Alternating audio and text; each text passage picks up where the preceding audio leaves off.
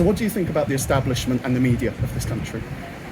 Well, I think they're in cahoots. We've got a media that, certainly the mainstream media, that's controlled by very few people, the Murdochs and the Rothermeres or whatever they're called. And it does make me laugh that these oligarchs are virtually dictating that we have to go through austerity. We have, members and workers in general have to put up with falling wages, increasing prices. Anyone would think that there's in cahoots with each other and they're forming some kind of class, which is exactly what I think they are doing. So they're supporting each other. And we've got to make sure that we support each other as workers and as communities. And that's what meetings like this are all about. How did the UK become so unequal? Well, it's been a long-term project. It always was unequal, and then we had a period of a Labour government post-45, and then we had a bit of consensus politics, I suppose, for quite a long period until Thatcher. But what we're seeing now is the long-term fruit of Thatcher's project, where people are divided, people are outsourced, people can't get homes, people have got a fuel crisis, people have got falling wages. That is all part of a long-term project put together by the establishment with the support of the media. But now I think hopefully people are waking up to that, and they've been suppressed and compressed like a spring. And hopefully that spring will unleash itself now with a bit of energy and solidarity and a few responses and some campaigns. What can the Enough is Enough campaign do to affect policy and create change?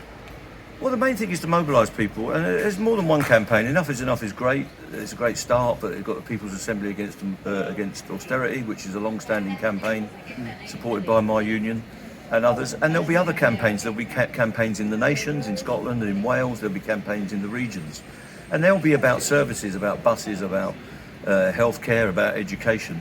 We've got to make sure that we're all pushing together, that we give each other solidarity and we connect up all these campaigns. And of course the environment, young people's place in society and all the rest of it. And we've got to teach people and mentor them into campaigning. And that's where the unions can come in and be a facilitator and enabler to long-term campaigning to get working people back together. So that's what this is about. But there's more than one project. There doesn't have to be one flower in the garden. Yeah. We want a garden full of flowers. Yeah. I might use that in a minute. That was a good one. Yeah. It's an exclusive for an alternative union. On my way here, I saw some people sheltering in a station who were probably homeless in newspapers to stop themselves getting wet. How can we as a society make sure that no person and no community gets left behind? Well, we've got to have long-term plans. Many of these people have bad luck. Some of them have health issues, mental health. Some of them we know have addiction problems. And some people are just down on their luck. You know, life hasn't gone the way they would have wanted it, and we've got to be a caring society, and that's part of the change we want. We can't be callous, which is where we are now, I think, and which is what Thatcherism taught us. Look after yourself and your immediate family. Don't worry about the next person, the man or woman who's got some problems. We've got to come away from that. I mean, I haven't got all the policy answers, but I don't need to. No. Because if we come up with a change in principle and a change in direction and a change of heart, we'll get those policies coming through, and that's why we want people like the Labour Party and all the politicians in all the assemblies and mayoralities and whatever to come to our sort of values, our values of community, solidarity, equality and all the rest of it. And if we get that change of heart, the policies will follow in detail. And do you believe that there is a natural majority of people in this country who can demand better from their situation? I think there is. I think there is a community spirit, but it's dormant.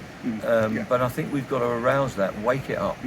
And give some direction, give some leadership. And there's trade union activity, there will be strike action, no doubt, but there'll be all sorts of other campaigns that people maybe don't even realise they needed to get involved in. And that's the spirit of change and the spirit of rising up. And I don't mean this, tearing down the structures of society. I mean rising up in terms of the way you think, the way you apply your mind, the way you get involved in solidarity with other people. That's what we've got to get into, and I hope we're at the start of it now. And that's reform, isn't it? Reform, I believe in reform. I believe in redistribution of wealth. I believe in long-term and continuous change. And I believe in doing that through the structures we've got. We can change the structures as well, but we do it through democratic means.